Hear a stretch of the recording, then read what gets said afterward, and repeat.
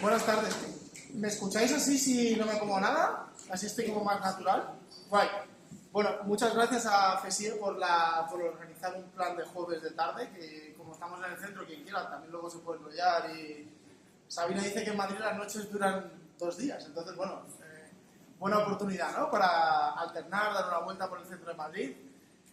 He preparado una presentación en la que me gustaría compartir un poco desde un marco teórico, consolidado, bien estructurado, pero básicamente reflexiones muy personales de lo que me ha llevado, por un lado, todo mi tiempo que estuve dentro del aula, el tiempo que salí fuera del aula para hacer otras funciones, otros trabajos, y mi vuelta de nuevo otra vez al aula hace 4 años, combinado con la docencia universitaria.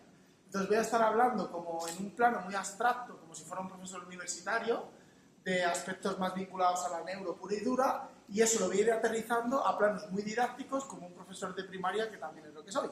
Entonces voy a ir hablando en los 2 niveles, ¿vale? El objetivo final de todo esto es reflexionar o llegar a los procesos que yo he ido interiorizando sobre realmente qué significa la palabra normalidad. Cuando nos enfrentamos a un aula con 25, 30, 18, 20, me da igual la cantidad de alumnos, ¿qué entendemos por ser normales? ¿Qué vemos cuando decimos el alumno normotípico, el alumno en la media? ¿Qué queremos decir con esto? Porque mi conclusión final, después de mucho tiempo intentándome cuestionar estos temas y reflexionando sobre ellos, es que la normalidad es simplemente un constructo estadístico. Alguien ha definido estadísticamente qué significa ser normal. Y entonces todo el mundo ha asumido que esto es así. Y hemos marcado alumnos que están dentro de la media normativa y de alumnos que están fuera de la media normativa. Y mi experiencia más particular dentro del aula, por bastante tiempo, es que esos alumnos que hemos identificado como no normativos son los alumnos que impulsan el cambio, impulsan las maneras de hacer diferentes las cosas, impulsan que nos cuestionemos los docentes si nuestra práctica educativa está teniendo el impacto que deseamos, necesita ser modificada o no, ¿vale? Y todo esto lo he preparado a través de una narrativa como si fuera un océano, ¿vale? Quiero que reflexionemos sobre el mar, ¿vale? ¿Por qué el mar? Porque en mi metáfora es como que esa normalidad es vivir en tierra firme, asumiendo lo que nuestros ojos son capaces de ver, pero en el ecosistema donde vivimos hay otros entornos donde también hay cosas maravillosas que nuestros ojos no llegan a alcanzar, como en este caso es, por ejemplo, un océano, ¿vale? Soy nadador, me gusta mucho bucear, me gusta el descubrimiento, y de ahí que juguemos con esta metáfora, con estas analogías que vamos a ir brindando. Voy a empezar con una reflexión, voy a contar como 2 historias, una al inicio y otra al final, que esto queda como narrativamente siempre como muy bien, ¿no? ¿Alguien conoce este pueblo de Mauritania que se llama Chinguetti? ¿No conoces Chinguetti? Es normal, ¿no? El nombre mola. ¿No? Yo que soy de Alcobendas, yo que sé, entre Chinguetti y Alcobendas, pues mola mucho más este nombre.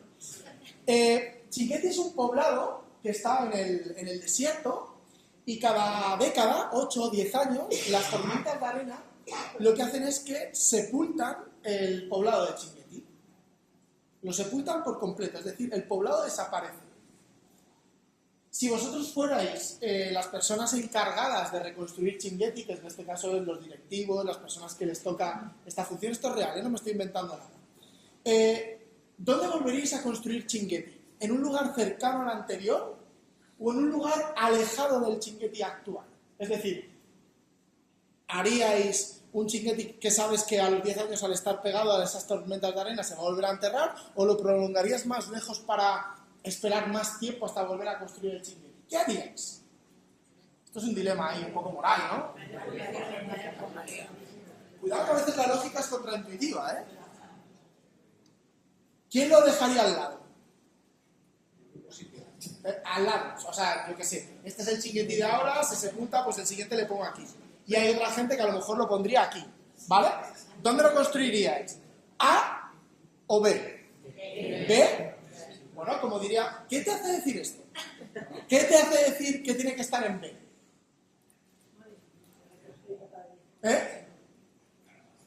Va a prolongar más tiempo, ¿no? ¿Sí? ¿Pero qué va a pasar con las generaciones que vivan muy lejos del chinguete anterior? No sé, pregunto. Se van a olvidar. Porque el chinguete de aquí tampoco es tan malo, solo le ha sepultado la arena. Es un proceso natural e inevitable. Esto pasa muchas veces cuando hablamos de innovación educativa. Queremos construir chinguetti en la otra punta del lugar donde estamos. Y nos olvidamos que el chinguetti actual tiene muchas cosas muy potentes y muy valiosas. Es muy importante emerger cambios valorando el lugar donde venimos, del lugar donde queremos ir. No hace falta irse muy lejos. Los lugares donde estamos son fantásticos. A veces queremos ir tan rápido y tan lejos que nos olvida, perdemos la perspectiva del lugar donde estamos. Y esto es mi opinión, y esto es una opinión, y la opinión es como el culo, todo el mundo tiene uno, con lo cual os la podéis tomar como queráis. En mi opinión, esto lo que hace es perder perspectiva pedagógica. Y entonces tendemos a jugar en un modelo siempre antagónico, en el que lo nuevo es mejor que lo anterior, o lo anterior es mejor que lo nuevo. Y entonces, como si esto fuera una novela de Juego de Tronos, los Lannister contra los Stark, todo el día peleamos. Y no va de esto, va de que ni lo bueno es tan bueno, ni lo malo, lo viejo era tan malo. Es decir, hay que aprender a convivir, como las croquetas, entre la vanguardia y la tradición. Hay que adaptarnos, ¿no? Tiene que seguir habiendo croquetas de cocido y tiene que haber croquetas innovadoras de Nutella. ¿Sí? Y hay que avanzarlas y hay que saborearlas y aprender a paladearlas. Creo que esto es el éxito del verdadero cambio en innovación educativa. Valorar el lugar en el donde estás, donde quieres ir, sin cometer los errores anteriores. Por eso debes de tener claro dónde estaba Chinguetti anteriormente y tener muy claro qué quieres hacer nuevo con el nuevo Chinguetti, sabiendo que va a volver a haber una tormenta de arena que te va a volver a enterrar lo que planteaste. Y esto lo habréis visto en las diferentes olas de modernidades, innovaciones, y todos, yo el primero, nos hemos ido subiendo a estos diferentes carros. Y esto solo genera una situación de consumo, de estrés, que es agotador. La vida es bonita, pausada, contemplada. Y yo, como buen madrileño y 7 apellidos madrileños, lo que es fantástico es degustar un buen cocido con toda su sobremesa, su charla de después, más que algo corriendo y deprisa. Es importante entender que los cambios, los procesos, las innovaciones y sobre todo cuando hablamos de educación, hablamos de un proceso lento, pausado y tranquilo. Creo que esto es súper importante trasladaros, si tenéis la suerte de estar en puestos directivos, creo que esto es interesante trasladarlo. Vivimos en un contexto de quemar cosas, todo el rato quemamos cosas. Y en ese acto de quemar cosas tenemos que quemar todas nuestras prácticas, tenemos que quemar todo lo que hacemos y a veces hay clases instructivas y directivas que habría gente que pagaría por poder verlas. Y hay clases instructivas y directivas que habría gente que es mejor quemarla por no verla. Es decir, que ni todo es tan bueno ni todo es tan malo. Hay que hacer un análisis profundo y esto es lo que voy a querer compartir con vosotros. Ver dónde está Chinguetti, dónde queremos ir y ver cómo podemos hacer estos pequeños cambios más pausados. Vamos a hablar de diversidad, ¿vale? Nos vamos a sumergir en este océano de diversidad y vamos a hablar de un término que me encanta. Y es el término de inclusividad. Cuando hablamos de escuelas inclusivas, ¿de qué hablamos? De tener muchos apoyos, de tener muchos orientadores, muchos logopedas, muchos ALs, o de que nuestras prácticas educativas en sí mismas sean integradoras e inclusivas. Esto es un término interesante que voy a reflexionar bastante sobre él. Cuando te vas a la RAE y analizas qué quiere decir la palabra inclusión, vais a ver que al final dice que inclusión es la acción y el efecto de penetrar o estar dentro de algo que está cerrado. Es decir, que la propia palabra, cuando hablamos de la inclusividad, hablamos de que está cerrado, de que ya en sí es una barrera. Nos va a costar entrar más que las personas que somos, pues como yo, ¿no? Medianamente agraciadas, medianamente bien dotadas intelectualmente, heteronormativos, ¿no? Con lo cual a mí la vida me sopla el viento a favor, no tengo ningún problema. Me gustaría vivir con más dinero, ¿no? No sé, lo típico. Pero no me va mal, pero hay personas que necesitan estar rompiendo todo esto. Creo que es un efecto de justicia social el intentar romper, reducir barreras para dotar de igualdad de oportunidades a toda esa singularidad humana, a toda esa amplitud de personas que existen en el mundo, fuera de los que somos, entramos en el patrón estadístico de normatividad. Así que de esto voy a intentar trasladar. Esta Rosa Jové es una psicóloga bastante famosa y tiene una cita que es muy bonita, Porque hay una cuestión, cuando hablamos de cambios metodológicos, se dice, la escuela que hemos creado es un producto en el que se junta la ideología y la metodología, ¿no? Entonces, ¿vale? Pero no podemos promover ningún cambio metodológico si antes no hay una revolución ideológica. Es decir, ¿de qué sirve que yo trabaje por proyectos? ¿De qué sirve que haga gamificaciones si mi manera de mirar es la misma que tenía cuando no hacía nada de esto? No sirve de nada. Si yo decido implementar un proceso, un cambio metodológico, estoy posicionándome en un lugar diferente del que estaba. Es decir, es un cambio ideológico. Estoy diciendo que esto es más necesario que esto. Que cuando yo hago una actividad multinivelada es porque estoy diciendo que para mí es más importante esto que todos los estudiantes hagan lo mismo, por encima del cambio metodológico. Entonces tiene que haber una reflexión interesante, creo, de qué queremos, por qué lo hacemos y luego elegir las metodologías. Hemos pensado durante mucho tiempo, y yo lo he hecho esto a saco y me he equivocado un montón, en el cómo hacer las cosas por encima de plantearme en qué hago las cosas y por qué hago las cosas. Porque cuando tengo claro mi qué y mi por qué, es más fácil elegir el por qué, el cómo, perdón, ¿no? Porque tengo claro a dónde quiero ir. Es decir, cuando yo tengo claro las necesidades que tenía mi chinguete anterior, los errores que cometí, tengo claro cómo lo voy a construir. Pero si lo vuelvo a construir, puede ser que mi chinguete lo vuelva a construir con los mismos errores anteriores. ¿Sí? ¿Vale? Entonces, voy a utilizar un marco teórico de una investigadora en el campo de las neurociencias cognitivas que se llama Tracy Takahuma Spinoza. Tracy Takahuma Spinoza lo que hizo fue, además de muchas investigaciones, la última que realizó fue un informe en el que se juntó con un montón de gente súper competente en diferentes campos. Psicología, pedagogía, antropología, educación, todo, ¿vale? Y dijo, ¿qué hay en los estudios científicos que nos pueda brindar información sobre qué realmente tiene un alto impacto en el aprendizaje de las personas? Esta fue la pregunta que se hicieron. Y entonces descubrieron que había 6 principios universales a todas las personas. Es decir, 6 principios que afectan a todos los seres humanos en el aprendizaje independientemente de su condición. Lugar de nacimiento, género, nivel socioeconómico, es decir, que serían 6 principios inmutables. Y esto ya no es una opinión.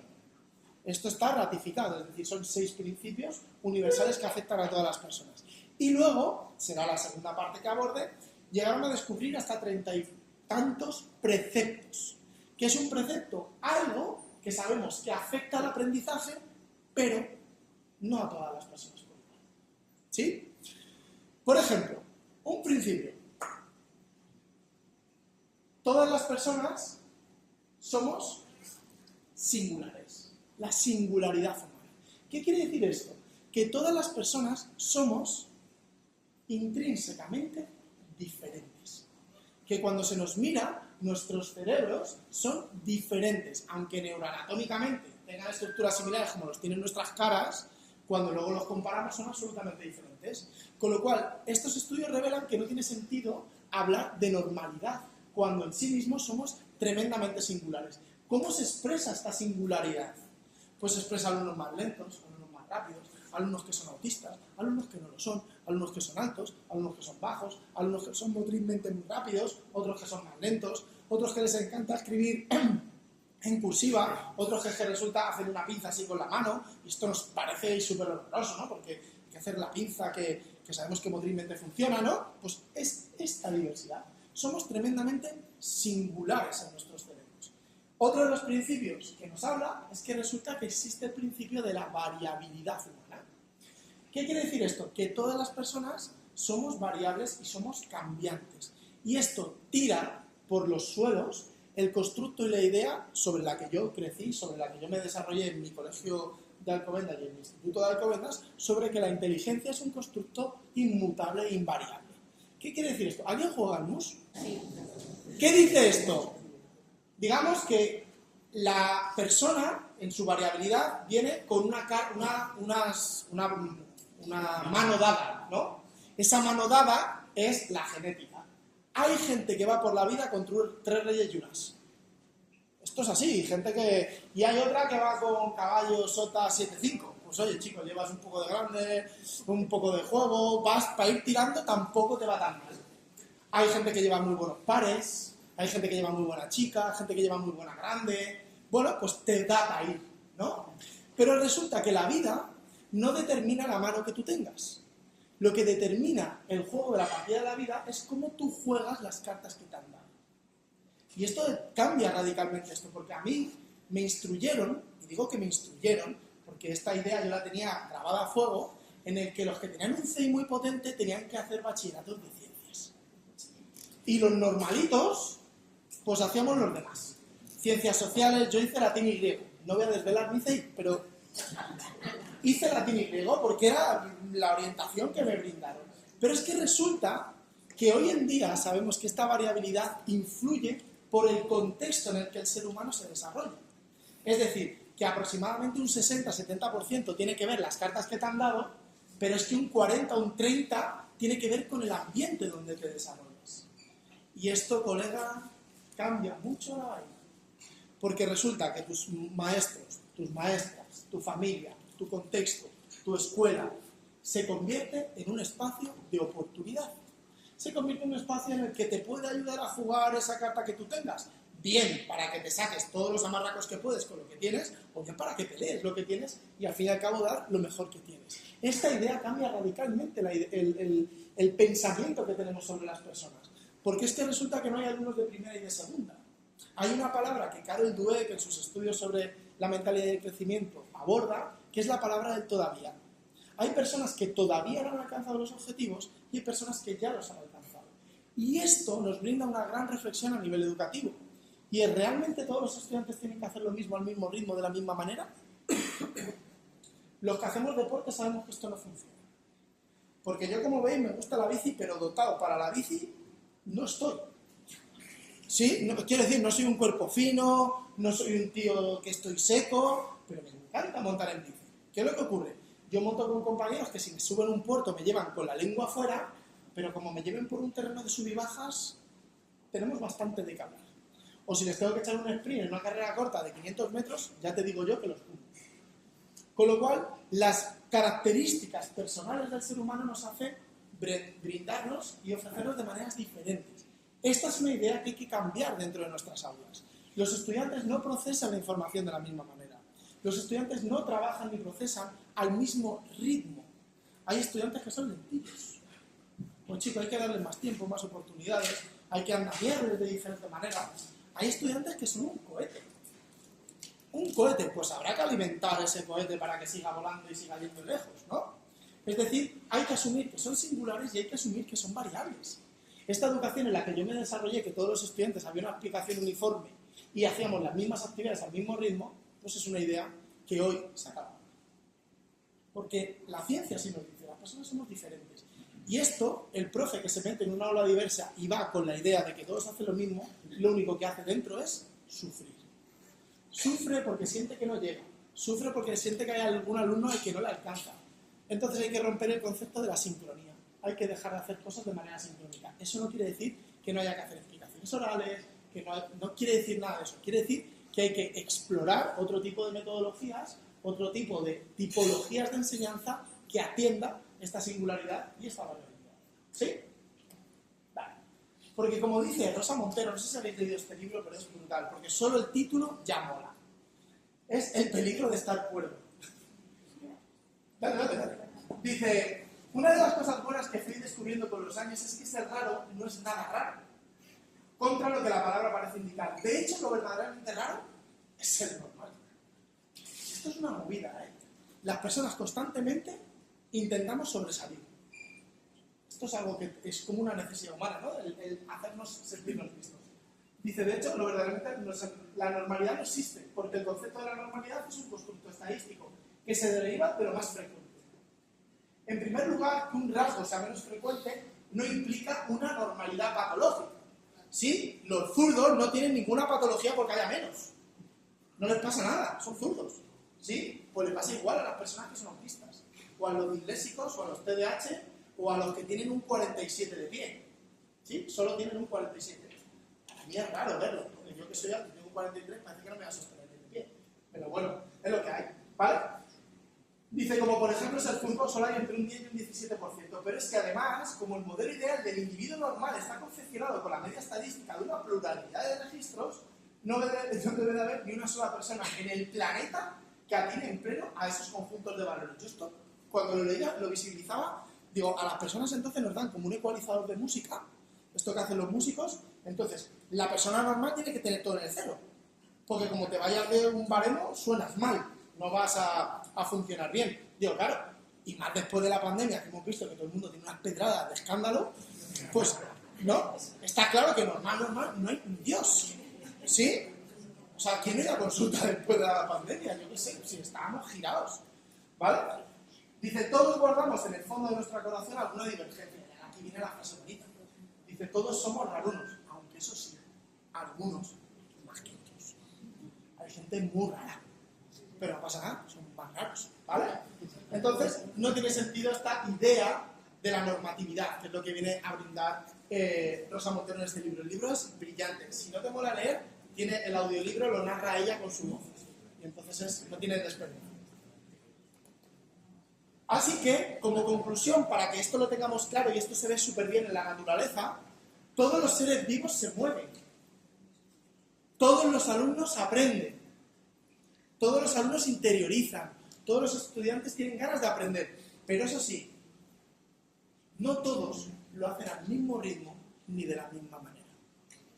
Y para esto hay que cambiar la mirada. Hay que cambiar la manera en la que miramos a nuestros alumnos. Hay alumnos que son estrellitas de mar. Pero si te paras y te quedas ahí quietecito un ratito, verás cómo se mueven y cómo evolucionan. ¿Vale? Vale. Las experiencias previas. ¿Qué viene a decir esto? Que todas las personas tenemos experiencias pasadas, es decir, que nadie no sabe nada de nada y que hay un principio para que se formule ese aprendizaje que nos afecta a todos por igual, es que la información previa que tenemos afecta a la información nueva. Así que los docentes tenemos que buscarnos las artimañas para tener la capacidad de conectar la información previa que tienen el alumnado con la información nueva que les vamos a brindar. Y aquí voy a hacer un pequeño parón. Hay un estudio de unos investigadores que se llaman Bradsford y Johnson, que pusieron a 3 grupos de personas a ver cómo conceptualizaban la información, ¿vale? Y cogió a un grupo y le dio un texto solo con las palabras. A otro grupo le dio un texto, pero con unas imágenes que estaban incompletas. Y al tercer grupo le dio un texto con una imagen completa que argumentaba el texto. ¿Qué observaron? Que las personas que tenían la imagen completa del texto comprendían y entendían mejor la información. Y dices tú, claro, coño, esto es súper normal. ¿Sí? Pues dime tú cómo un alumno puede contextualizar la información cuando le hablas de un átomo sin poder verlo. Si no hay Dios que conceptualice eso, si es que se escapa a la razón humana, ¿no? Entonces hay que hacer esa parte inicial de poder tangibilizarlo. Esto los ilustradores infantiles y los escritores y escritoras de cuentos infantiles lo tienen clarísimo. Si yo quiero que un alumno que tiene poco nivel de vocabulario entienda lo que está contando el cuento, tengo que ilustrarlo. Tengo que hacerle dibujos para contextualizarlo. De ahí que sea tan importante que todas las experiencias de aula tengan contextos. Y cuanta más implicación multisensorial tenga, mejor. Porque resulta que el ser humano está desarrollado para que se amplíen todos sus sentidos. Pero es que en el aula hemos incentivado solo estos 2 que yo estoy utilizando hoy.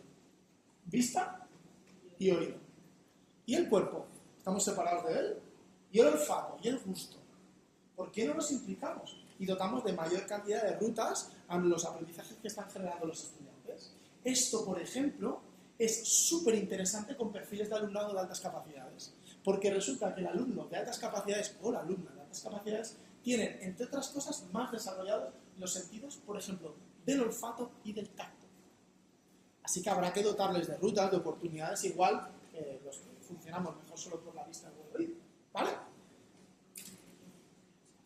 Siguiente principio, cambios diarios. El cerebro está en constante cambio. Es decir, y esto no es que yo sea un hackeador, pero vuestro cerebro va a salir diferente al que entrasteis al de cuando os vais a salir. Ahora, va a depender que esas estructuras que se han generado se mantengan en el tiempo a través de ¿qué? De la práctica. Porque hay algo que el cerebro es básico, y ahora lo veremos en los preceptos, que lo usas, lo practicas o se olvida. Es decir, yo puedo brindar un montón de cosas, de recursos, que si tú no decides explorar ninguno de ellos, eso es igual que entra, se va, como un verano de inglés en Irlanda. Como luego no practiques el inglés, igual que ha venido, se va, ¿vale? Porque el cerebro aprende por la repetición. Ahora veremos qué tipo de repetición es la que nos interesa, ¿vale? Así que existen estos cambios diarios. Porque el cerebro es un órgano plástico y esto es uno de los grandes descubrimientos en el campo de las neurociencias cognitivas. Nuestro cerebro cambia neuroanatómica y neurofuncionalmente. Todas sus estructuras están en constante cambio y además esta plasticidad la tienen todos los seres humanos. Da igual quién seas, tu cerebro es plástico. Ahora, puedes hacer que esa plasticidad funcione mejor o la puedes empeorar. Y no voy a descubrir nada, esto es más viejo que el caminar. Pero la mala vida, y ya todo el mundo entiende lo que es la mala vida, ¿no? ¿Sí? Afecta al desarrollo de toda tu neuroplasticidad, afecta a tu reserva cognitiva.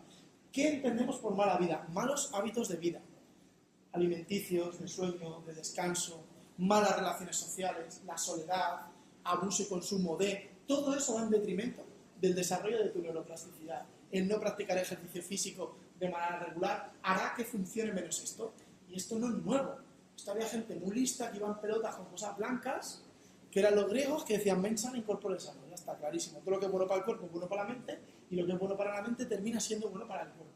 Pero llegó el momento de la razón en el que disociamos al cuerpo de la mente. Y dijimos, no somos seres pensantes. Nuestro cuerpo no pinta nada en esto. Y es mentira, necesitamos esa inteligencia corporizada. Porque sabemos que hay un montón de factores externos a lo cognitivo que afectan al desarrollo del aprendizaje. La iluminación, la temperatura, los colores, las formas y un sinfín de factores que sabemos que nos afectan. Porque ¿alguien de aquí no está relajado con esta luz y con una cascada de agua cayéndote encima? Es imposible estar estresado. ¿Lo entendéis? Sin embargo, en un aula, con las aulas esquinadas, las mesas de colores llamativos y un Mickey Mouse allí que tiene más años que un nudo, con la letra en cursiva que no hay Dios que la entienda, pues chicos, son unos factores de estrés que flipas. El aula desordenada, una iluminación que está allí todo el mundo intentando hacer, el alumno girando así como un T-Rex para intentar ver la pantalla porque tiene una pantalla en cada lado, pues claro. Y luego decimos que los alumnos no nos prestan atención. Estamos en constante competición con todo ello. Y voy a hablar de plasticidad y lo voy a argumentar con un estudio de uno de los grandes investigadores, dale otro que aparece el nombre, de las neurociencias cognitivas. Es Álvaro Pascual León, es un investigador español de Valencia, ¿vale? Quiero que os fijéis solo en las figuras B y C, y lo voy a argumentar y lo voy a explicar, ¿vale? Álvaro Pascual León coge un grupo de... no sé para qué te muestro las manos, no funciona. Un grupo de estudiantes de conservatorio que están aprendiendo a tocar una nueva pieza musical, ¿sí? Ya tienen experiencia tocando el piano, no son novatos.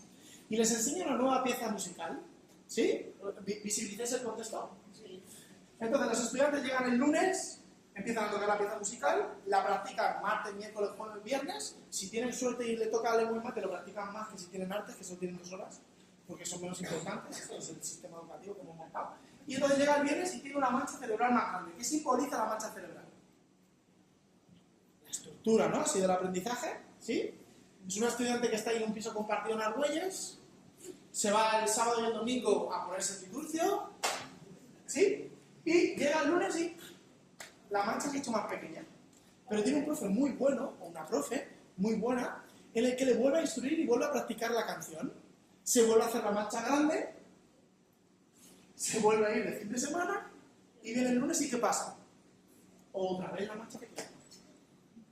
Pero si comparamos las manchas entre las semanas, ¿qué veis?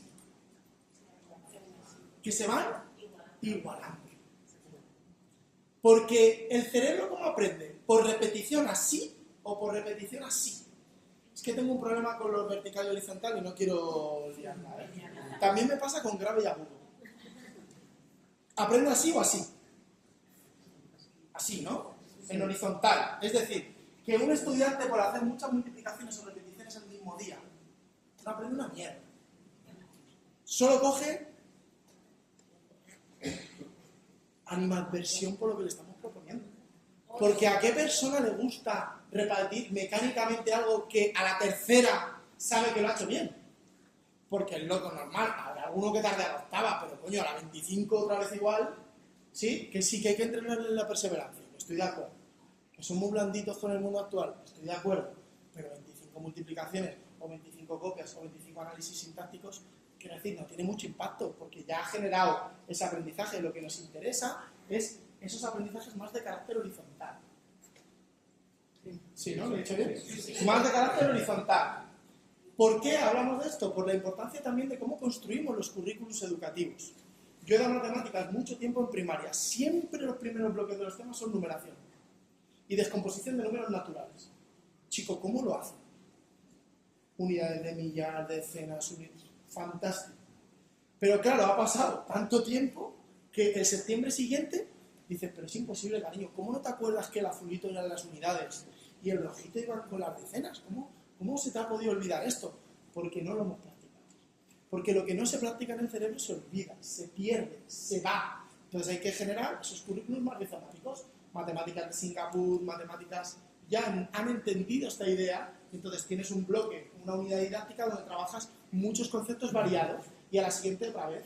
¿Por qué a la lengua no le ocurre esto? Porque tú en una misma unidad didáctica estás trabajando conceptos gramaticales, conceptos de ortografía, conceptos de expresión escrita, y es más fácil que eso se mantenga en la memoria de los estudiantes. ¿Lo vemos? Y ahora la segunda parte del estudio, que es brutal.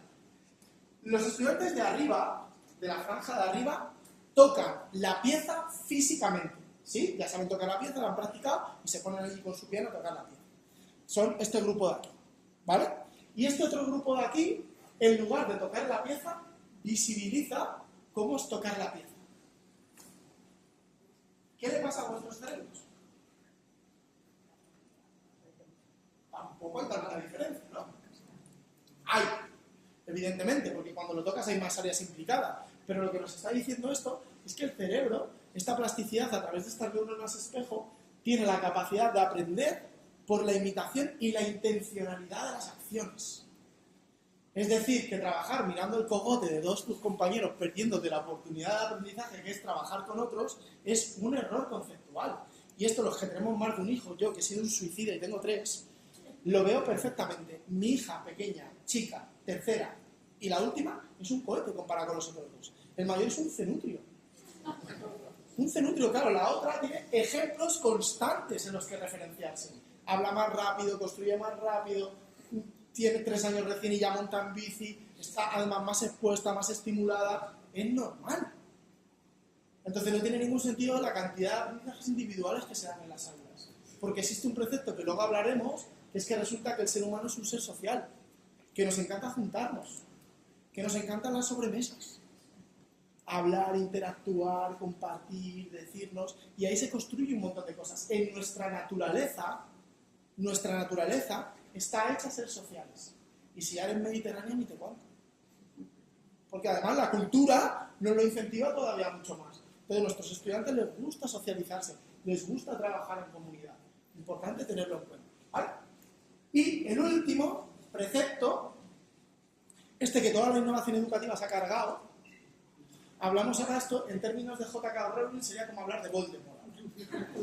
Porque claro, ahora vengo yo y digo, resulta que es que para que se genere aprendizaje tiene que haber atención y tiene que haber la palabra que no se puede decir, memoria. Porque sin memoria no hay aprendizaje. Tiene que haber memorización. Se tiene que anclar en las memorias a largo plazo, se tiene que incorporar en las memorias a largo plazo. No existe aprendizaje sin memoria. Y esto hay que decírselo a cualquier erudito que diga que no hace falta memorizar nada. Si no memorizas nada, ¿qué eres? Si somos nuestras experiencias, somos nuestras vivencias, y esos son nuestros aprendizajes. Lo que hay que poner sobre la mesa y lo que podemos discutir, y es interesante discutir, es si las estrategias de memorización son las más adecuadas o no. No si la memoria es buena o no. Listar de carrerilla y sin ningún tipo de contexto y sin ningún tipo de anclaje emocional y sin ningún tipo de conceptualización, listados de cosas, pues claro que no tiene sentido. Pero ni eso ni nada. Es como montarte en el coche sin saber dónde vas. Lo único que haces es gastar gasolina y tiempo. ¿No? Pues esto igual. ¿Qué estrategias sabemos que funcionan en memoria? Sabemos que funciona muy bien relacionar conceptos. Sabemos que funciona muy bien primero conceptualizar la información y luego practicarla.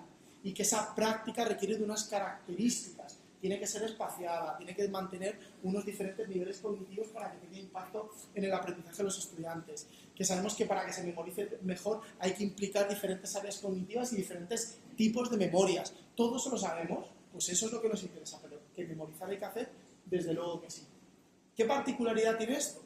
Que es un principio, pero a la vez la atención y la memoria es un precepto. Resulta que si hay alguien de aquí que el mar se la trae al palo, pues este contexto narrativo no le estará implicando lo mismo que alguien esté disfrutando sobremanera de los vídeos y las imágenes. Porque no nos capta la atención a las personas las mismas cosas. Por eso es tan difícil ser profesor o profesora. Porque estamos compitiendo en un entorno súper demandante constantemente. Y hay que captar, secuestrar la atención de nuestros estudiantes en un entorno muy complejo y muy hostil. Pero que es necesario captar la atención para que se formule aprendizaje es obvio, porque la atención abre todas las estructuras cerebrales para que se produzca el aprendizaje. Si no hay atención, no hay aprendizaje. Si el alumno no nos otorga esa voluntariedad de querer aprender, no se va a formular el aprendizaje.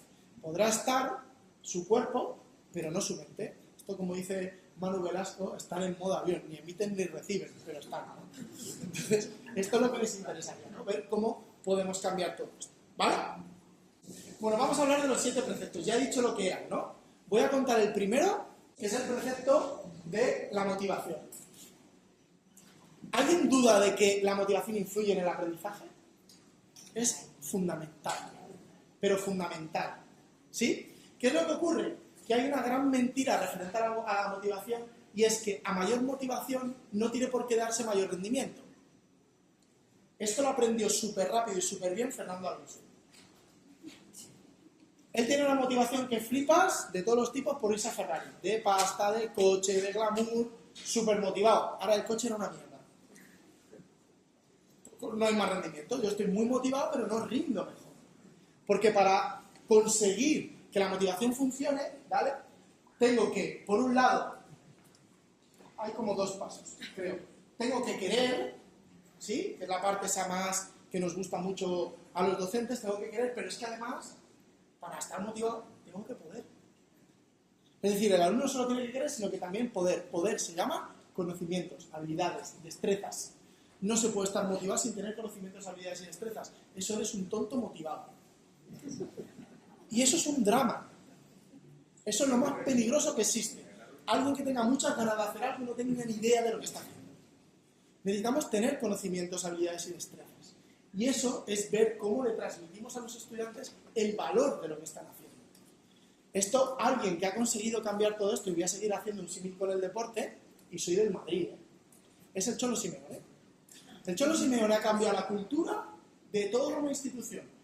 Ha hecho que la gente quiera, pero además ha dotado, ha tenido un mejor equipo, ha trabajado un esquema de juego, ha hecho que además puedan. Eso es lo que queremos. No solo que animen la grada, sino, ahora tiene muy buena suerte, ¿no? Que también no le están yendo las cosas bien, pero eso no quiere decir para que no tenga... No me voy a meter en temas deportivos, pero que tiene un muy buen equipo, joder, que tiene mucho mérito estar durante mucho tiempo haciendo lo que están haciendo, eso y otros grandes equipos, ¿no? Entonces, hay que querer y hay que poder. Vale. Y para eso hay que irnos a marcos teóricos que embrozan la motivación, nos hacen enganchar. Durante mucho tiempo, yo por lo menos cuando estudié magisterio y luego psicopedagogía, siempre se hablaba de la motivación como un dicotómico entre lo intrínseco y lo extrínseco. Esto os habrá llegado, sí, ¿no? Y todo el mundo te tienes que posicionar en que la motivación intrínseca es mejor. Esto es así, ¿no? Tú no puedes decir que la extrínseca es mejor, porque te van a tirar por los suelos. Pero es que resulta que no es tan dicotómico, que es que resulta que la motivación extrínseca tiene un montón de grados. Porque tú dime qué interés tiene en sí mismo aprenderte los tipos de roca un martes a las 11:40 de la mañana. Es decir, ¿qué niño o qué niña se levanta con ganas de saber sobre las rocas metamórficas a las 11:40 de un martes de febrero? Eso no es intrínseco por más que tú quieras. Por más que lo quieras colorear, eso es extrínseco. Ahora, hay un montón de abanicos extrínsecos que los docentes tenemos que explorar. Me explico. Hay un primer nivel de la motivación que se llaman los amotivados. Esto los conocéis de sobra. Los claustros está lleno de gente de esta. Es gente que es gris. Que es como, vamos a hacer esto, lo igual. Se queja por todo, da igual lo que hagas, están amotivados. Son, ahora que estamos en épocas, entre un níscar, un boletus. Pues chico, ya está, que crezca, que deje las esporas, que igual algo... ¿no? Hay un siguiente nivel que ya empieza a ser la motivación extrínseca, que es una motivación extrínseca que depende del estímulo externo que recibe. ¿Sí? Mi madre, una maga de esta motivación. O terminas los deberes o no vas a entrenar. Pues muy bien, yo interesa hacer los deberes ninguno, pero como quería entrenar, pues iba. O terminas los deberes o te pego una hostia, que mi madre es de los 80. Entonces, esto era una pedagogía súper extendida. Podía haberlo hecho mejor, pero tampoco salió muy traumatizado. Pero ahora se hace de otra manera. No digo que lo haga bien, ¿no? Es extrínseco 100%. Esto en el aula es, todo el que no termine la tarea se queda sin recreo. Perfecto, es una motivación, está muy bien. Pero ¿qué es lo que ocurre? Que es una motivación que a lo largo del tiempo no funciona. Es decir, los estudiantes, por más castigos que les pongan, no van a conocer justo por hacer deberes. Ni por hacer las operaciones, ni hacerlas más rápido. Pero es una motivación que funciona muy bien con algún tipo de tipología de tareas. Tareas que son muy mecánicas, muy repetitivas, pues a lo mejor necesitan de un gran acicate externo. ¿Sí? Esto, por ejemplo, en lo social funciona muy bien. ¿Vale? Siguiente nivel de la motivación extrínseca. Es un nivel en el que yo me motivo por el contexto social. ¿Vale? Voy a poner un ejemplo. Antes me preguntaban que cuántos años tenía. Cumplo ahora en noviembre 43. Ya con 43 te empiezas a ir talega bien, ¿sí? Como no te cuiden mucho, se empieza a... Tu retentiva muscular deja de estar y tus vísceras sobresalen, ¿sí? Te sale panza, ¿no? Y tienes un grupo de colegas, reíros, pero es así, es muy cómico, tienes un grupo de colegas que se han hecho runners. Porque no son corredores, son runners. Se han comprado unas zapatillas de 150 pavos. Un GPS de 300 euros que les mide el ritmo y las kilocalorías. Y tienen un grupo de WhatsApp que se pasan todo el día hablando en el grupo de colegas del ritmo que van y de la tirada larga que van a hacer el domingo. Y encima, después de la tirada larga, se ponen ciegos de cerveza y luego ya se van a casa después de hacer la tirada larga. Y tú ves a tus colegas y dices, ¿pero qué hacen? Si parecen un bulldog francés con las mallas en la barriga y por fuera, yo qué sé. Pero no sabes cómo ni de qué manera, al mes y medio, los 2 meses, los 3 meses, tienes las zapatillas, tienes las mallas, tienes el GPS y los domingos te vas a hacer tirada larga. Porque resulta que hay un factor de la motivación extrínseca que es la motivación que tiene que ver con los factores sociales. Que digo, ostras, si este es mi colega, yo le quiero un montón, está súper motivado con correr, algo debe de tener correr. Esto ocurre igual en el aula. Si yo tengo a mi colega, que estoy sentado en mi grupo base con él, acabo de proponer una actividad, se ha vuelto loco, yo no tengo ningún interés, digo, algo tendrá y me involucro en la tarea, pero es un nivel de motivación bajo. Es decir, que si mi colega no se motiva, yo tampoco me aparece. Pero es más alto que el del refuerzo castigo. Siguiente nivel de la motivación, cuando la propuesta que tú estás haciendo, aun siendo extrínseca, tiene que ver con mis sistemas de valores, con mis sistemas de creencias. Digo, ostras, claro, que es que resulta que lo que me ha propuesto el profe es que vamos a hacer un proyecto de economía circular y yo puedo elegir, y a mí es que me encantan los perros.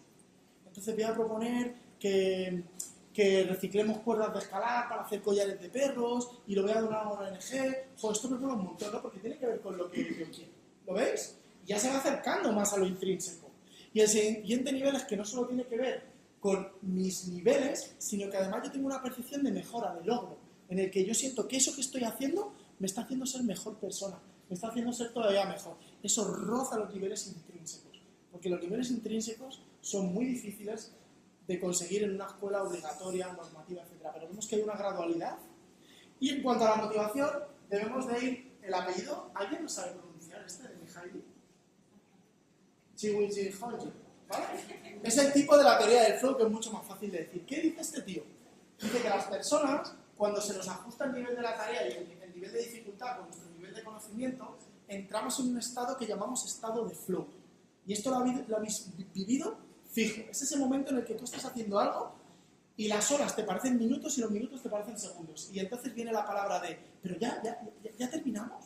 ¿Cómo se hace esto? Él dice que si la dificultad de la tarea es muy alta y tu competencia es muy baja, genera ansiedad. No eres capaz de hacerlo. Eso a nivel de motivación no funciona nada. Si el nivel de dificultad es bajo, ¿sí? Y tu competencia es alta, te genera aburrimiento. ¿Veis alumnos en estos niveles? Si te has topado con algún alumno, por ejemplo, de altas capacidades, está mucho en aburrimiento, apatía, es decir, es que no, esto no me aporta nada, si yo estoy de vuelta en esto. Y hay otros alumnos que van con el gancho fuera. Ansiedad. En términos deportivos, es como si tu ritmo de correr un maratón fuera de 4:50 y te llevan a 3:10. Pues te vas a estallar. te vas a romper muscularmente, vas a pararte en algún momento. Hay que ajustar los diferentes ritmos. ¿Qué dice él? Ajusta el nivel de competencia y el nivel de dificultad para que el estudiante entre en ese estado de flow. ¿Cómo hacemos esto? Y voy a hablar de esto luego en profundidad, multinivelando nuestras propuestas de actividades. Itinerarios de actividades que se ajusten a todos los perfiles de estudiantes. Los entrenadores deportivos esto lo tienen clarísimo y meridiano. No se puede meter el mismo entrenamiento a todos los cuerpos, a todas las personas, aportándoles el mismo ritmo. Si esto los cuerpos no lo soportan, ¿por qué asumimos que las mentes sí son capaces de hacerlo? ¿Sí? ¿Entendemos esto? Y el último marco teórico, y con esto dejamos descansar, que habla de la motivación, es esta teoría de la autodeterminación de Deci y Ryan. ¿Qué dicen Deci y Ryan? Que la autodeterminación viene dada cuando la persona tiene mayor voluntariedad por hacer la tarea. Menos autodeterminación, menos presencia de función ejecutiva, menos presencia de la voluntad de la persona. Menos autodeterminación, o sea, sí, más autodeterminación, más presencia de la función ejecutiva. ¿Cómo se consigue eso? Trabajando estos 4 puntos. Si tú quieres que alguien esté motivado, dale motivos. Genera un propósito, ¿no? Yo ayer, como mogollón de colegas, a las 11:30 de la noche, me he apuntado una tontería el 16 de noviembre para hacer 200 kilómetros en una carrera de gravel. Ya tengo mi propósito. Ahora tengo que preocuparme de mantener mi estado de entrenamiento, seguir saliendo, porque tengo un propósito muy claro. ¿Sí? Un propósito es plantear una tarea final dentro de una unidad didáctica, dejar varias tareas para que los estudiantes elijan, te planteo un propósito.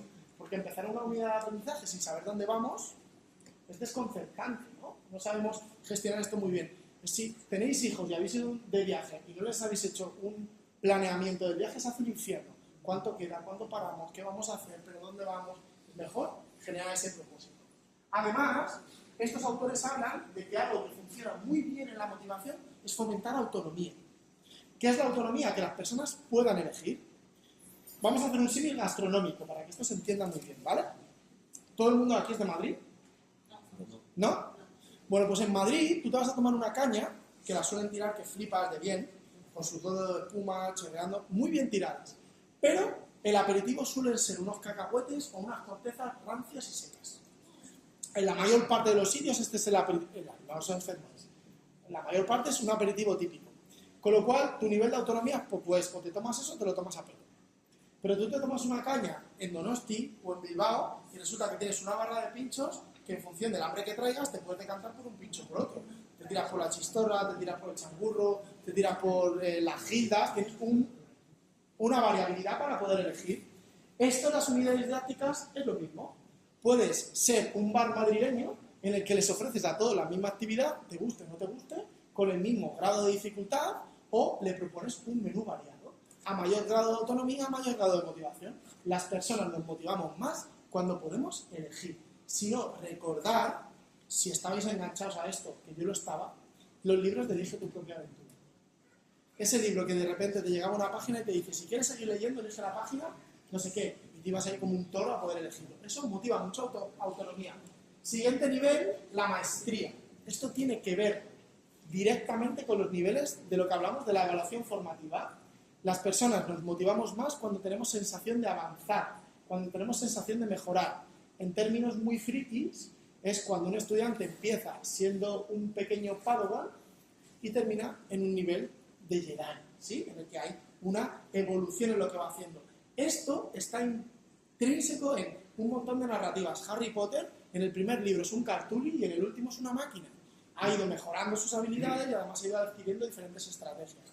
En el aula deberíamos de fomentar algo así. Mis estudiantes empiezan la unidad con una cantidad de habilidades y a medida que van adquiriendo las competencias y los conocimientos se van armando de más capacidad de poder hacer cosas diferentes. Y por último, ya hemos hablado de ello, las personas nos motivamos más cuando trabajamos en interacción con otras personas. ¿Vale? Bueno, el tercer precepto, ¿vale? Esto lo estudió Antonio Damasio, que es un neurocientífico portugués, y publicó un libro que se llama El error de Descartes, que viene a decir que la idea que tenía Descartes de pienso luego existo, realmente siento lo primero antes que el pensamiento, es decir, las emociones siempre están antes que cualquier tipología de proceso cognitivo. ¿Esto para qué nos sirve? Porque resulta que las emociones, la cognición y la memoria están intrínsecamente relacionadas. Las personas evocamos la información mejor cuando tiene una alta carga emotiva, emocional.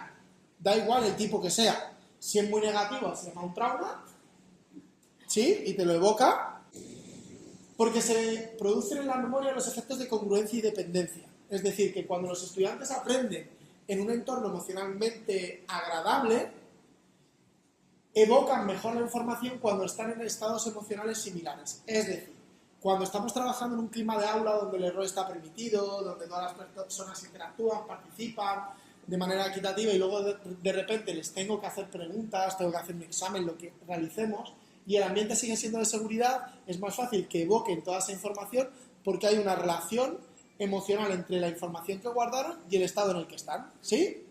Es decir, que las emociones también influyen en los procesos de memoria.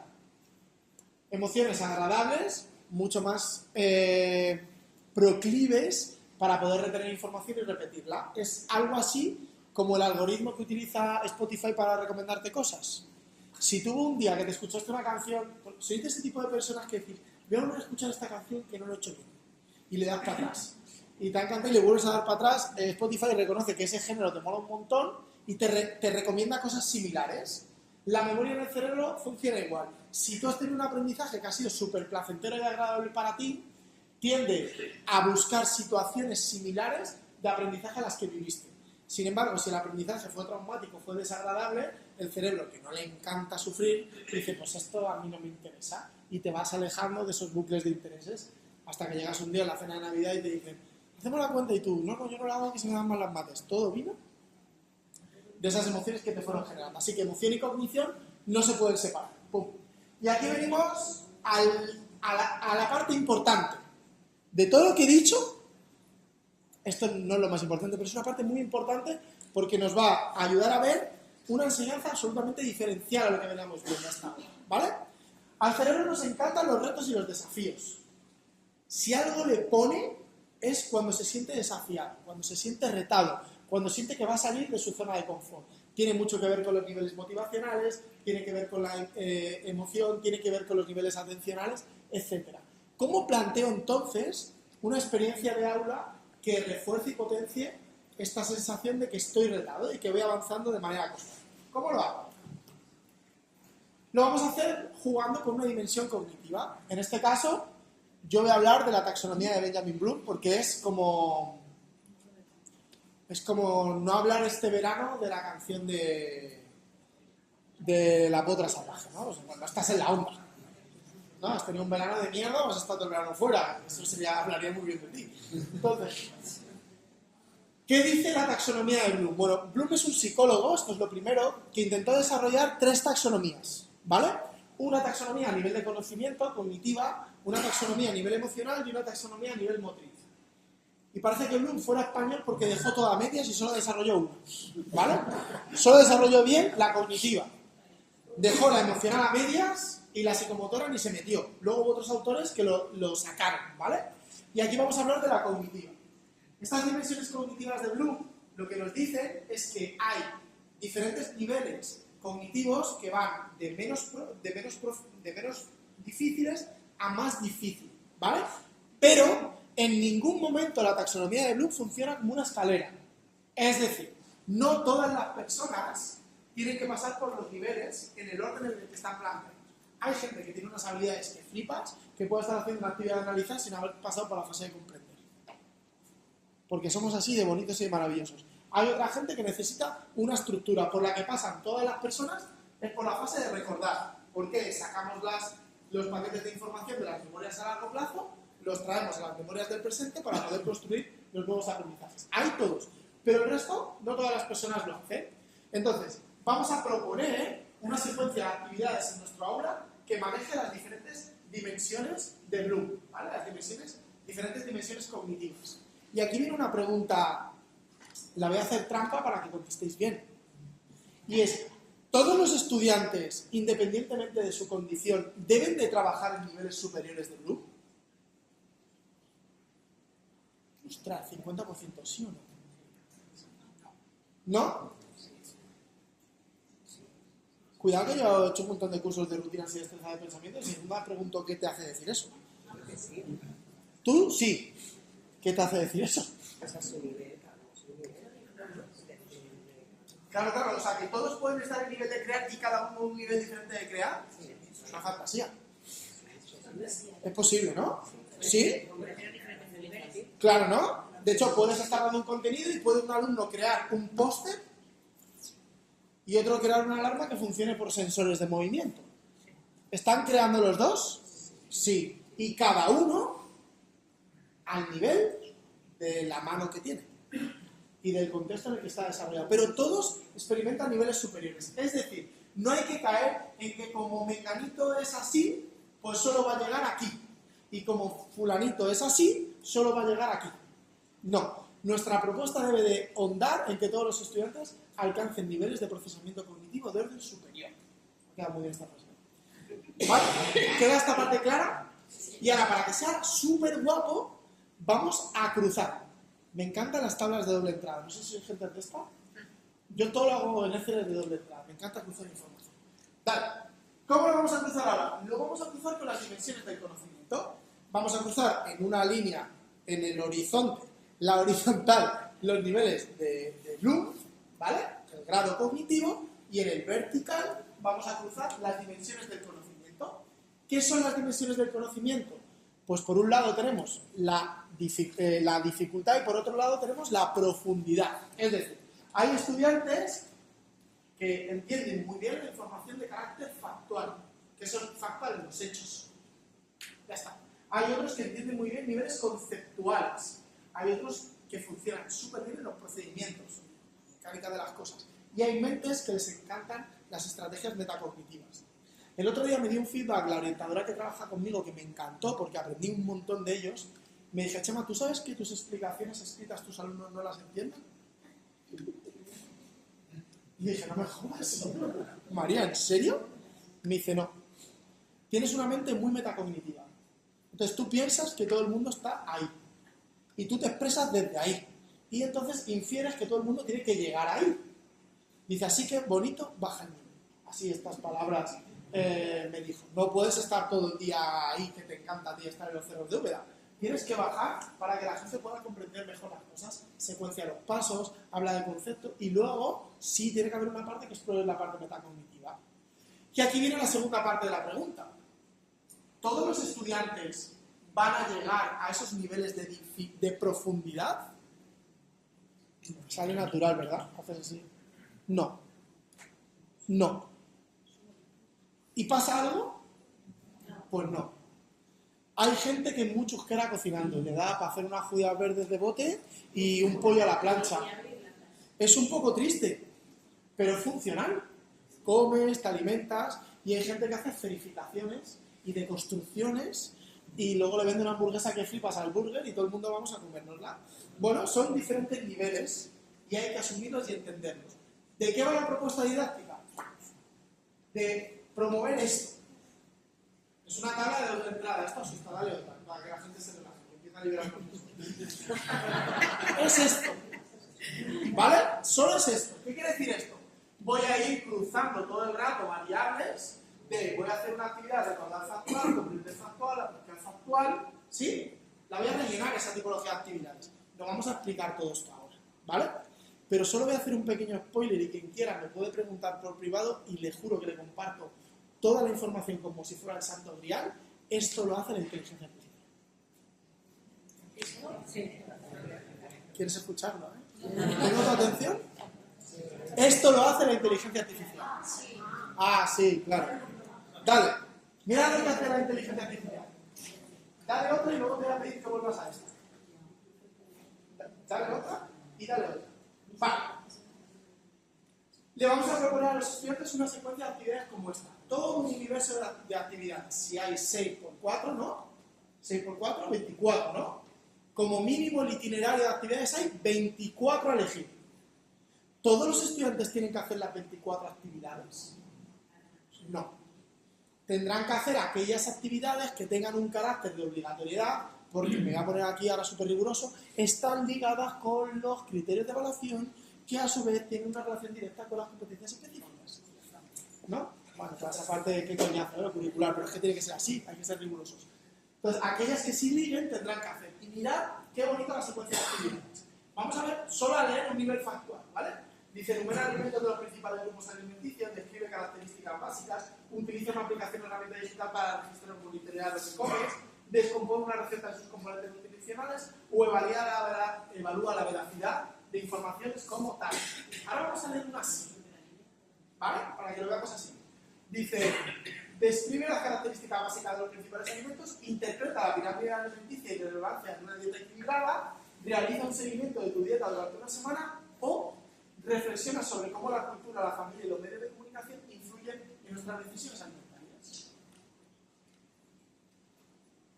¿Ahí están representados todos nuestros estudiantes?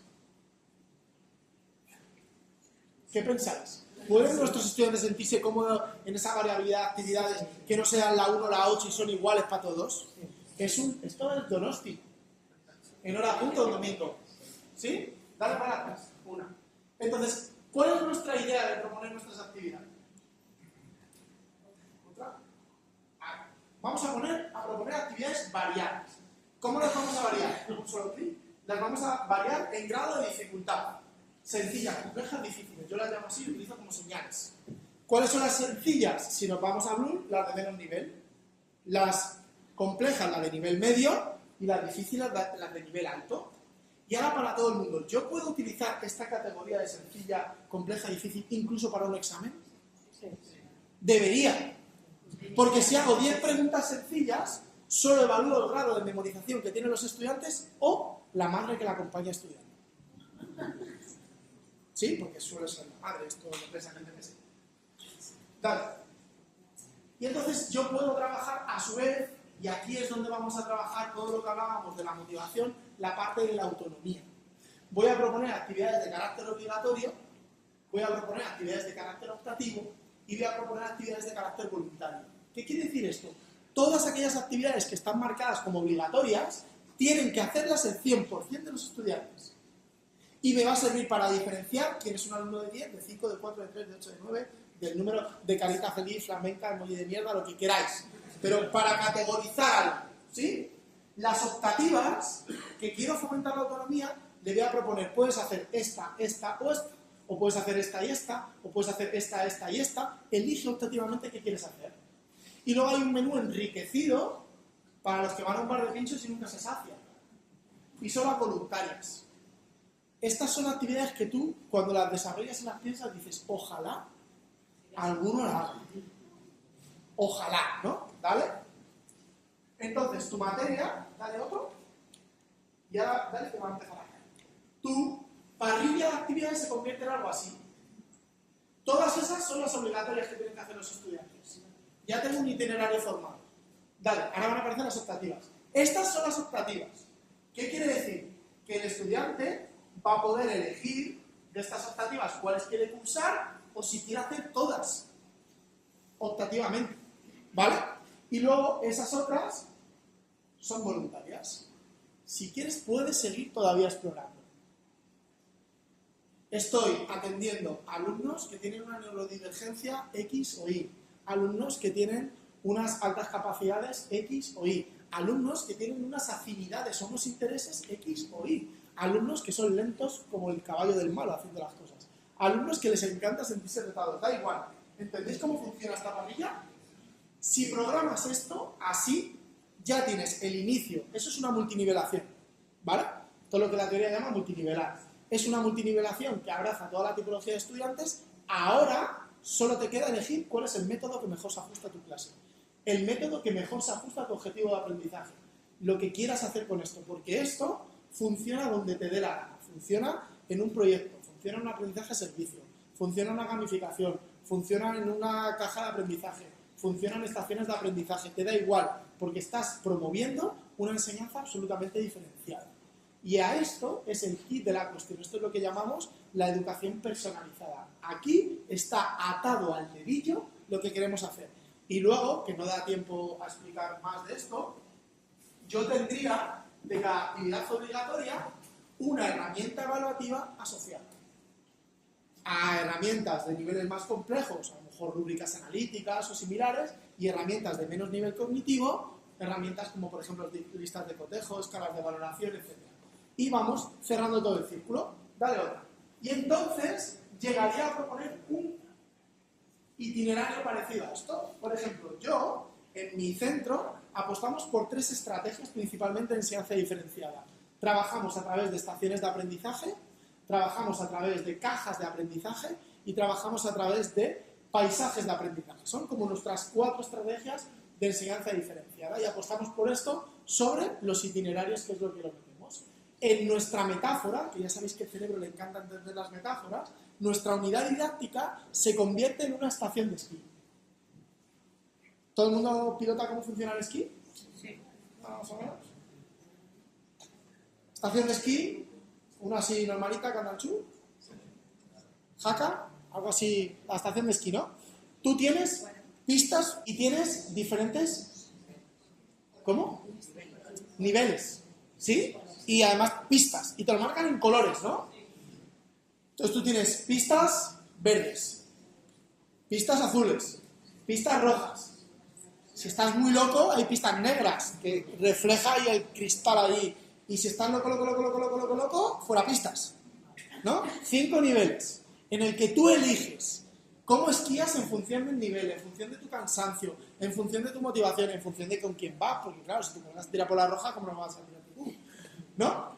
Todo eso. Si nuestra unidad de aprendizaje se convierte en esa metáfora como si fuera una pista de esquí, fijaros qué de igualdad de oportunidades estamos dotando a todos nuestros estudiantes. Y además lo que estamos consiguiendo con esto, dale otra, es esta frase tan bonita de Joseph Renchuli, que dice que cuando la marea sube, todos los barcos se elevan.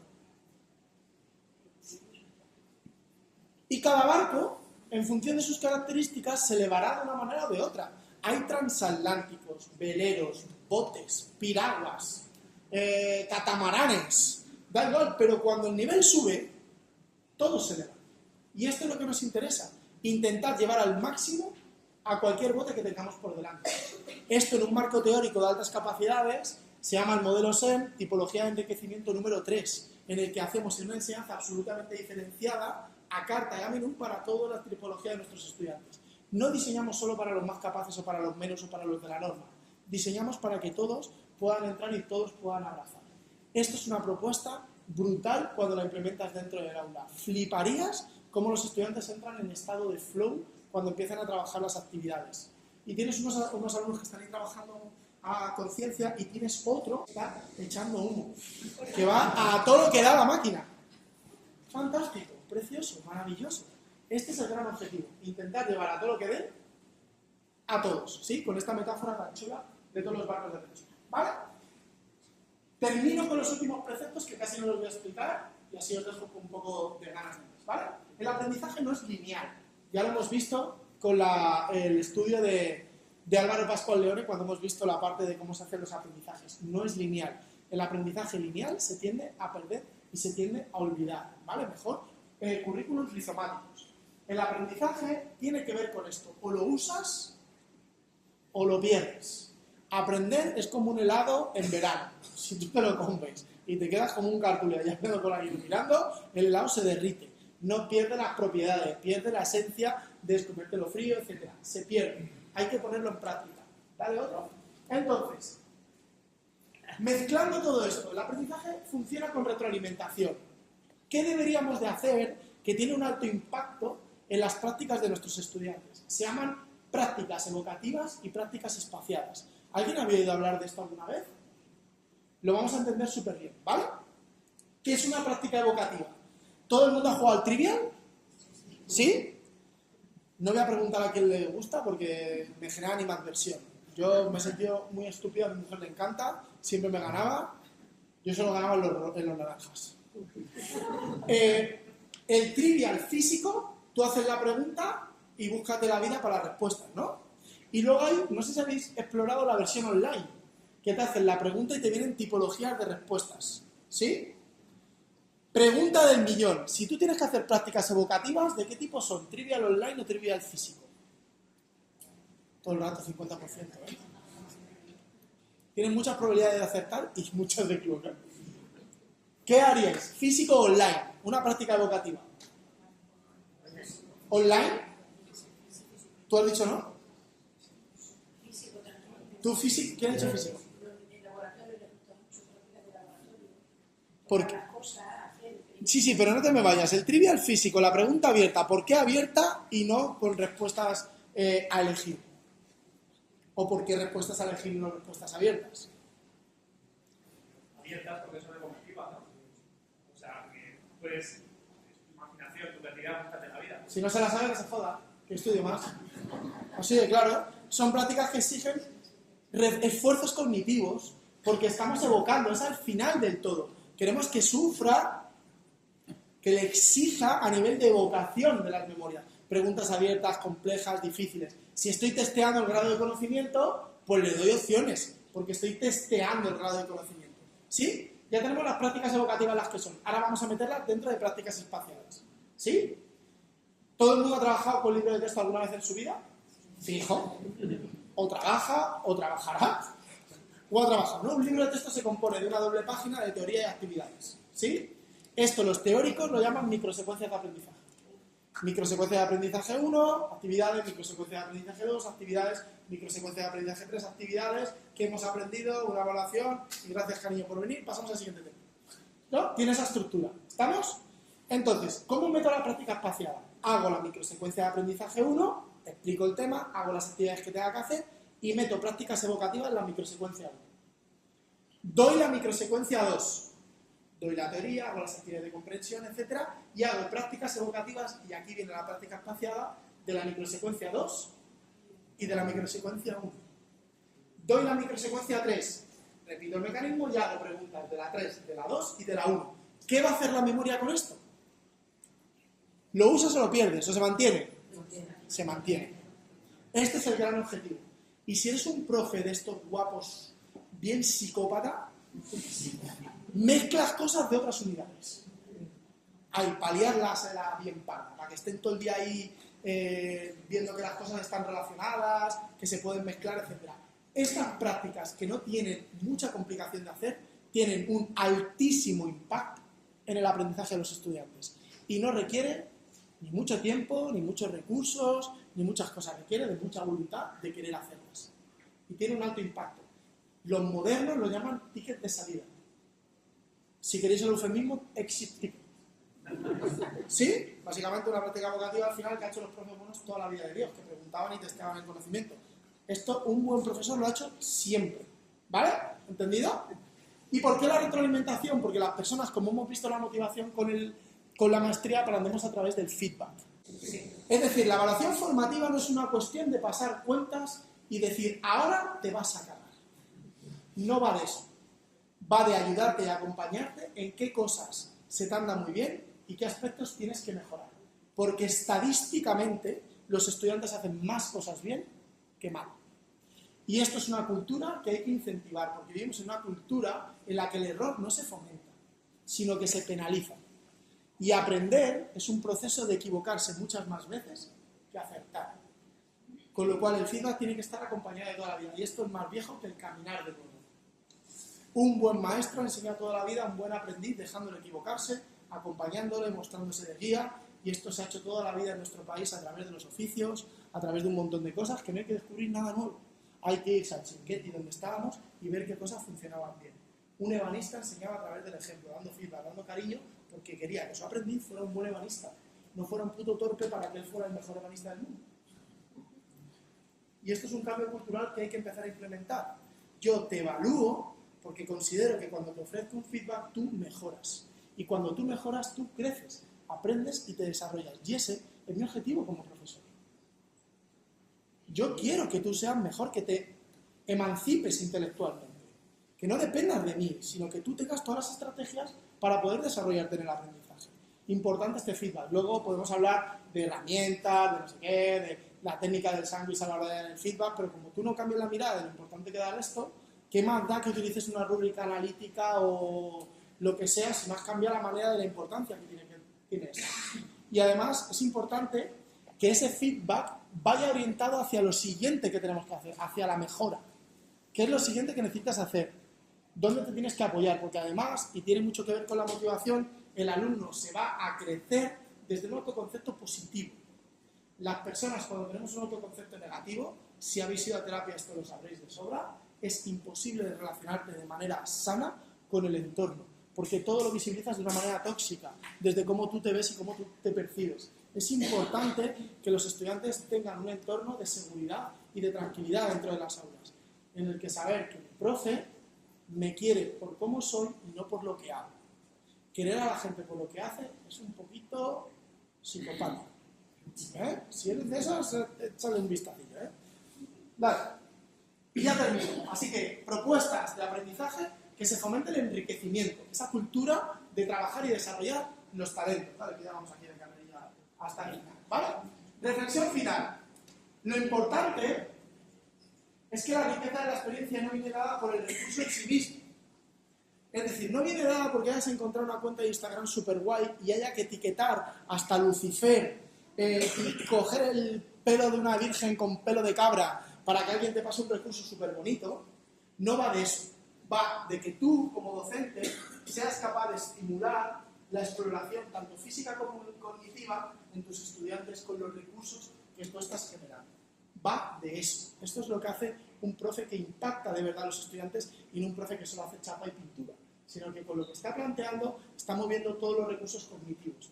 Porque las metodologías activas no son metodologías activas porque el estudiante se mueva mucho dentro del aula o se lo pase muy bien, sino que son activas porque le moviliza todos los niveles de procesamiento cognitivo que tenemos las personas. Y cuando te movilizan con una buena pregunta, eso motiva, igual que el Cholo Simeone allí dando aplausos en la... ¿Sí? Así que, buenas preguntas. A mí me ha salido la vena madridista. Dale, terminamos. Así que, adaptamos la singularidad, lo hemos visto, somos variables y somos singulares, aceptamos esto, y respetamos los diferentes ritmos, acordaros la metáfora de los peces y de las estrellas de mar, dale otra, fomentamos la autonomía, que todas las personas puedan elegir la pista por la que se tiran en función de sus habilidades y sus destrezas, y celebra los aprendizajes. Esto lo aprendí en Perú en un viaje de una pedagoga que se llama Lea Sulmon. Dice, evaluar debería de ser celebrar. Y me parece tan bonito, y además como tan nuestro, que nos encanta celebrar todo. Decir, ostras, si yo he estado 3 semanas currando una unidad didáctica y sé más de lo que sabía, voy a celebrarlo, voy a compartirlo, voy a demostrar todo lo que he crecido. Además de que se me evalúe, de que se me califique, de todo lo que haya que hacer, pero de alguna manera que la persona se vaya de allí sintiendo que todo su esfuerzo, todo su trabajo ha merecido la pena. Y eso es celebrar, y eso es impresionante. Esto, para lo que hacemos deporte, es cuando cruzas la meta de una carrera. Independientemente del tiempo que hayas hecho. Habrá tiempo mejor porque has entrenado mejor y habrá tiempo malo porque has hecho el perro. Tendrás que aprender de todo lo que has sufrido para el día siguiente, pero sufrir y pasar y celebrar ese aprendizaje. ¿Vale? Y termino con la historia que os prometí. Conté la de Chinguetti y ahora voy a contar esta otra. ¿Vale? ¿Qué árbol es ese? Secuoyas. ¿Eh? Todo el mundo sabe lo que es una secuoya, ¿no? Un árbol muy grande. Vienen las preguntas dicotómicas. Preparados, ¿eh? Las secuoyas son un árbol muy grande, con lo cual tienen raíces muy profundas o poco profundas. Poco. Se caen, ¿no? Dice la compañera. Pues es una movida que las tienen pequeñas, las tienen poco profundas. Es que no se caen. Vamos a seguir entrenando las secuoyas. Y una pregunta, ¿las secuoyas tienen raíces muy largas o poco largas? Muy largas, ¿no? Diría la razón. Pues tampoco. Las tienen poco profundas y poco extensas. Y la pregunta que te viene es cómo algo tan grande, con algo tan poco profundo y tan poco extenso, se mantiene de pie. ¿Por qué? Porque el centro de gravedad no tiene muy... Podría ser. Podría ser, pero no es. ¿Por qué? Las tienen muy fuertes. ¿Están muy mazadas? No. ¿Hay un tubo de acero? No. Es mucho más fácil. Son muy anchas. ¿Qué te hace a ti como persona sostenerte? Se protegen unas a otras en el bosque. Eso es lo que te hace a ti sostenerte como persona. Las secuoyas se protegen unas a otras. Están entrelazadas entre sí. Y no se dejan caer porque están entrelazadas. Y cuando una secuoya se vence, ¿sabéis lo que hace el bosque de las secuoyas por debajo? se estira, se aprieta para levantarla. Esta metáfora es tan bonita, pensando en un claustro, en un colectivo como el nuestro, que es brutal. Funcionamos como secuoyas. Solas no sobrevivimos en el bosque. Necesitamos de las demás personas para mantenernos de pie. Y algo muy bonito como claustros, como personas, como colectivos que estamos asociados, agrupados por un objetivo común, es cuando una secuoya se vence, las demás se estiran, se aprietan y las levantan. Porque tenemos problemas por delante súper complejos que solos y solas jamás vamos a poder superarlos. Necesitamos todo un bosque con un mismo objetivo común para poder superar todas las dificultades que tenemos en el entorno. Así que, muchas gracias por estar.